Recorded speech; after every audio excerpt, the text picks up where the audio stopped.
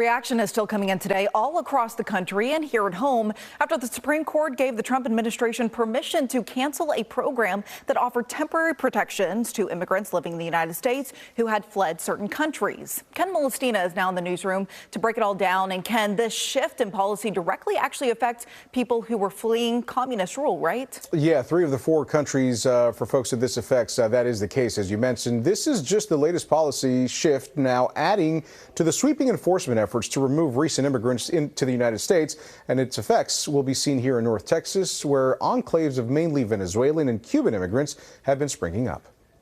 Friday morning's ruling by the Supreme Court eliminates the Biden-era humanitarian program known as CHNV, which stands for Cuba, Haitians, Nicaraguans, and Venezuelans. It's a program where immigrants from those countries were allowed into the U.S. to help them flee communist governments and persecution. And many people are going to lose the benefits that were granted by this program even before their expiration date.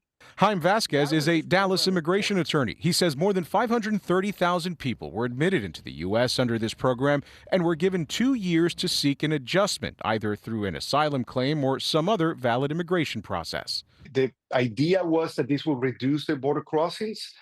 There were some issues with this program at the beginning. No background checks were done. Then later on, some implementation was put in place.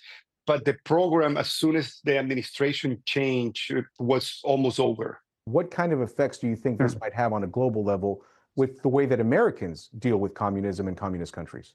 With this change, it seems to be that now the administration is basically backing away from the policy of allowing people from certain countries to have a safe way passage to the United States when they were victims of communism or dictatorship. And we don't know what the long-term ramifications will be. In a statement, a White House spokesperson said, quote, the Biden administration's program violated black-letter immigration law, incentivized additional illegal immigration, and President Trump fulfilled his promise by eliminating it.